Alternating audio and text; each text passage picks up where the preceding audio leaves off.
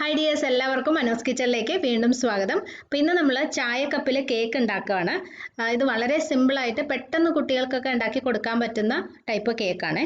അപ്പോൾ അതിനായിട്ട് കുറച്ച് കട്ടിയുള്ള കപ്പ് എടുക്കുക. നമ്മൾ ചൂടാക്കിയാലും പ്രശ്നമില്ലാത്ത ടൈപ്പ് കുറച്ച് ഇതുപോലെ നല്ല കട്ടിയുള്ള കപ്പുകൾ തന്നെ എടുക്കാൻ നോക്കണം.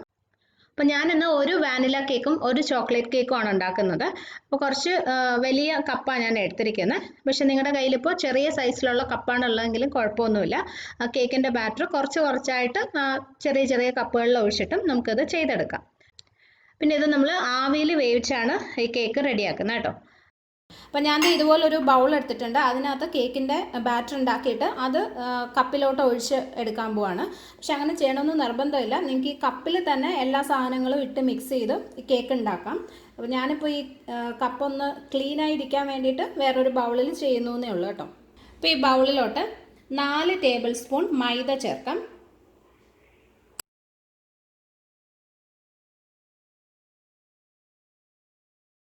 ഇനി ഇതിൽ 2 ടേബിൾ സ്പൂൺ പൊടിച്ച പഞ്ചസാര,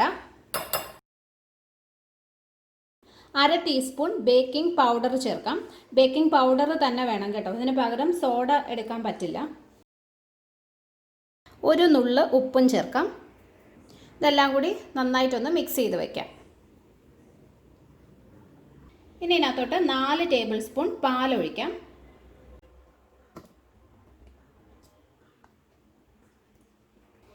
1/2 ടേബിൾ സ്പൂൺ എണ്ണ ചേർക്കാം. ഞാൻ സൺഫ്ലവർ ഓയിലാണ് എടുത്തിരിക്കുന്നത്. ഇതിന് പകരം വെജിറ്റബിൾ ഓയിലോ കനോല ഓയിലോ ഒക്കെ വേണമെങ്കിലും ഉപയോഗിക്കാം. ബട്ടർ വേണമെങ്കിലും ഉപയോഗിക്കാവേ. സെയിം അളവ് തന്നെ ബട്ടർ എടുത്ത് ഒന്ന് ഉരുക്കിയിട്ട് ഒഴിക്കണം. ഒരു 1/4 ടീസ്പൂൺ വാനില എസൻസും ഒഴിക്കാം. ഇതെല്ലാം കൂടി നന്നായിട്ടൊന്ന് മിക്സ് ചെയ്തെടുക്കാം. ഇത് നമുക്ക് ഈ കപ്പിലോട്ട് ഒഴിക്കാം.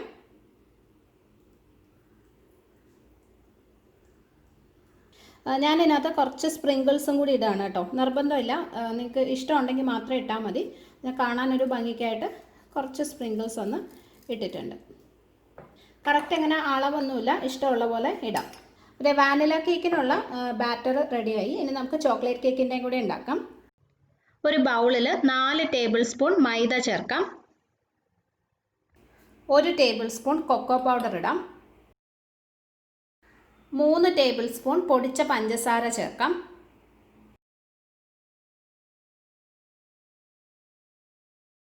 1/4 ടീസ്പൂൺ ബേക്കിംഗ് പൗഡർ ചേർക്കാം. 1 നുള്ള് ബേക്കിംഗ് സോഡ ചേർക്കാം. ബേക്കിംഗ് സോഡ വളരെ കുറച്ച് മതി. 1 നുള്ള് ഉപ്പും ചേർക്കാം. ഇതെല്ലാം കൂടി നല്ലതായിട്ടൊന്ന് മിക്സ് ചെയ്യാം. ഇനി ഇതിൽ 2 ടേബിൾ സ്പൂൺ എണ്ണ ഒഴിക്കാം. ഇത് സൺഫ്ലവർ ഓയിലാണ്. ഇതിന് പകരം ബട്ടർ വേണമെങ്കിലും ചേർക്കാം കേട്ടോ. ഇനി ഇതിൽ 4 ടേബിൾ സ്പൂൺ പാലും കൂടി ഒഴിക്കാം. എല്ലാം കൂടി നന്നായിട്ടൊന്ന് മിക്സ് ചെയ്തെടുക്കാം. കൊക്കോ പൗഡറിൽ കുറച്ച് തരിയൊക്കെ ഉണ്ടാവും, അപ്പോൾ അതൊക്കെ പോകുന്ന പോലെ നന്നായിട്ട് മിക്സ് ചെയ്ത് എടുക്കാം. ഇതുപോലെ നല്ല സ്മൂത്താക്കി എടുക്കണം. ഇത് നമുക്കൊരു കപ്പിലോട്ട് ഒഴിക്കാം. അപ്പോൾ വാനില കേക്കിൻ്റെയും ചോക്ലേറ്റ് കേക്കിൻ്റെയും ബാറ്റർ നമ്മൾ റെഡിയാക്കി. ഇത് നമുക്കിനി ആവിയിൽ വേവിച്ചെടുക്കാം. പിന്നെ ഈ 2 കേക്ക് നിങ്ങൾക്ക് മൈക്രോവേവിൽ വേണമെങ്കിലും ബേക്ക് ചെയ്തെടുക്കാം കേട്ടോ. ജസ്റ്റ് ഒരു 1 അല്ലെങ്കിൽ 1.5 മിനിറ്റൊക്കെ വേണ്ടി വരത്തുള്ളൂ. അപ്പോൾ ഞാനിന്നത് ഇഡ്ഡലി പാത്രത്തിൽ വെച്ചിട്ടാണ് ആവിയിൽ വേവിക്കാൻ പോകുന്നത്. നിങ്ങളുടെ കയ്യിലുള്ള ഏതെങ്കിലും സ്റ്റീമർ ഉപയോഗിച്ചാൽ മതി.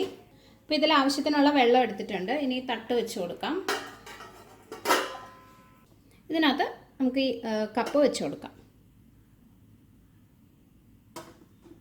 ഇനി ഞാനിതൊന്ന് അടച്ച് വെക്കുന്നുണ്ട് കേട്ടോ. അത് ഇതുപോലുള്ള ചെറിയ പ്ലേറ്റ് എന്തെങ്കിലും വെച്ചിട്ടൊന്ന് അടയ്ക്കണം.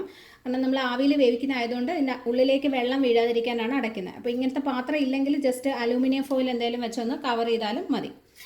ഞാൻ ഇതിങ്ങനെ ഒന്ന് കവർ ചെയ്ത് വെക്കുവാണ്.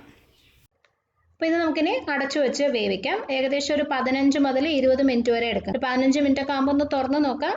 വെന്തിട്ടില്ലെങ്കിൽ 5 മിനിറ്റും കൂടി വെച്ചാൽ മതി. അപ്പോൾ നമുക്ക് കേക്ക് നോക്കാം. ഞാനൊരു 15 മിനിറ്റൊക്കെ ആയപ്പോൾ ഒന്ന് നോക്കിയിട്ടുണ്ടായിരുന്നു. കുറച്ചും കൂടി വേവ് ബാക്കിയുണ്ടായിരുന്നു. അപ്പോൾ എല്ലാം കൂടി ഒരു 20 മിനിറ്റാണ് എടുത്തത് കേട്ടോ. ഇനി ഒരു ടൂത്ത് പിക്കോ അല്ലെങ്കിൽ പപ്പടം കുത്തിയോ എന്തെങ്കിലും വെച്ചൊന്ന് കുത്തി നോക്കാം. അപ്പോൾ നല്ല ക്ലീനായിട്ട് വരണം. മാവൊന്നും അതിനകത്ത് ഒട്ടിപ്പിടിച്ചിരിക്കരുത്.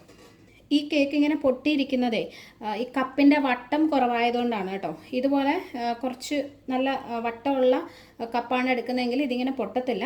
പക്ഷെ അങ്ങനെ പൊട്ടിയെന്ന് വിചാരിച്ച് അതിൻ്റെ ടേസ്റ്റിലോ അല്ലെങ്കിൽ അതിൻ്റെ സോഫ്റ്റ്നെസ്സിലോ ഒന്നും ഒരു മാറ്റം ഉണ്ടാവില്ല. ജസ്റ്റ് ആ മുകളിലൊന്നിങ്ങനെ പൊട്ടിയിട്ടുണ്ടാകും. അപ്പോൾ ഇത് നമുക്കിനി മാറ്റി വയ്ക്കാം. നന്നായിട്ട് തണുത്തതിന് ശേഷം കഴിക്കണം. അപ്പോൾ കേക്ക് രണ്ടും നന്നായിട്ട് തണുത്തിട്ടുണ്ട്. ഇത് വെറുതെ ഇങ്ങനെ പ്ലെയിൻ ആയിട്ട് കഴിക്കാൻ തന്നെ നല്ല ടേസ്റ്റാണ്. അല്ലെങ്കിൽ നിങ്ങൾക്ക് ഇഷ്ടമുണ്ടെങ്കിൽ കുറച്ച് ചോക്ലേറ്റ് ഒന്ന് മെൽറ്റ് ചെയ്ത്, സാധാരണ ഡയറി മിൽക്ക് ആയാലും മതി, കുറച്ച് പാലൊഴിച്ചൊന്ന് മെൽറ്റ് ചെയ്തിട്ട് ഇതിൻ്റെ മുകളിൽ ഒഴിച്ച് അത് കൂട്ടി കഴിക്കാം. അല്ലെങ്കിൽ ഐസ്ക്രീം കൂട്ടി കഴിക്കാം. വിപ്പിംഗ് ക്രീം ഉണ്ടെങ്കിൽ അതൊന്ന് അതിൻ്റെ കൂടെ കഴിക്കാനും ഒക്കെ നല്ല ടേസ്റ്റാണ്. കണ്ടോ, നമ്മുടെ സാധാരണ കേക്ക് പോലെ തന്നെ നല്ല സോഫ്റ്റുമാണ്, അതുപോലെ തന്നെ നല്ല ടേസ്റ്റിയുമാണ് കേട്ടോ. വാനില കേക്കും അതെ, നല്ല സോഫ്റ്റും ടേസ്റ്റിയുമാണ്. വളരെ സിമ്പിളായിട്ട് നമുക്ക് പെട്ടെന്ന് റെഡിയാക്കാൻ പറ്റുന്നൊരു കേക്കാണ്. കുട്ടികൾക്കൊക്കെ ഉണ്ടാക്കി കൊടുത്തു കഴിഞ്ഞാൽ അവർക്ക് ഒത്തിരി ഇഷ്ടമാവും. ഇതിൻ്റെ ബാറ്റർ ഉണ്ടാക്കാനായിട്ട് നമുക്ക് 1-2 മിനിറ്റ് മതി. പിന്നെ ഞാൻ ആദ്യം പറഞ്ഞ പോലെ മൈക്രോവേവിൽ വേണമെങ്കിലും നമുക്കിത് ചെയ്തെടുക്കാം. അങ്ങനെയാണെങ്കിൽ 2 മിനിറ്റ് കൊണ്ട് തന്നെ നമുക്ക് ഈ കേക്ക് റെഡിയാക്കി എടുക്കാൻ പറ്റും. അപ്പോൾ എന്തായാലും നിങ്ങൾ ട്രൈ ചെയ്ത് നോക്കണേ. ഇഷ്ടമാവുകയാണെങ്കിൽ ഷെയർ ചെയ്യാൻ മറക്കരുത്. പിന്നെ നിങ്ങൾ ഇതുവരെ സബ്സ്ക്രൈബ് ചെയ്തിട്ടില്ലെങ്കിൽ ഒന്ന് ചെയ്തേക്കാനും മറക്കല്ലേ. അടുത്തൊരു നല്ല വീഡിയോ ആയിട്ട് നമുക്ക് വീണ്ടും കാണാം. Bye friends, thank you for watching.